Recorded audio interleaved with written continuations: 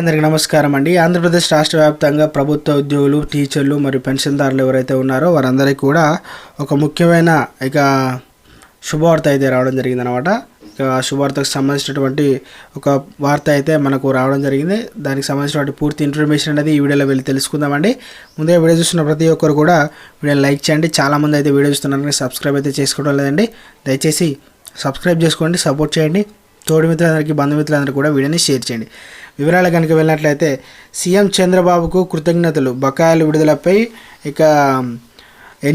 ఎన్జిఓలు హర్షం వ్యక్తం చేస్తున్నారన్నమాట.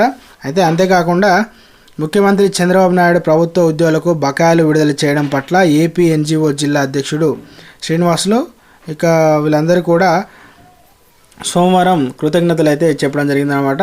ఎన్జిఓ కార్యాలయంలో విలేకరుల సమావేశం నిర్వహించారు. అయితే ఈ సందర్భంగా వారు మాట్లాడుతూ రాష్ట్ర ప్రభుత్వం ఉద్యోగులకు, ఉపాధ్యాయులకు రావాల్సిన బకాయిలు విడుదల చేయడం హర్షణీయమన్నారు.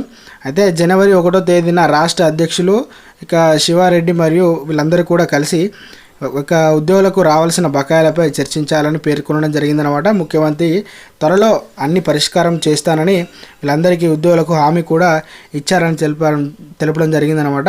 అయితే సంక్రాంతి సందర్భంగా ఇచ్చిన హామీలకు మేరకు 13,000 కోట్ల విడుదల చేయడం జరిగిందనమాట.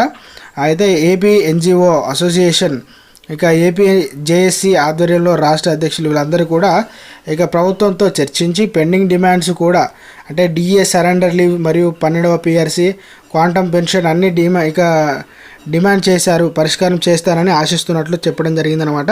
దీనిపైన సీఎం చంద్రబాబు నాయుడు గారు అయితే త్వరలోనే రానున్న రోజుల్లో ఏవైతే ఉన్నాయో డిఏ సరెండర్ లీవ్స్ మరియు 12 పిఆర్సీ, క్వాంటమ్ పెన్షన్ అన్నీ కూడా త్వరలోనే మీకు విడుదల చేస్తామని ఉద్యోగులకు కూడా హామీ ఇవ్వడం జరిగిందనమాట.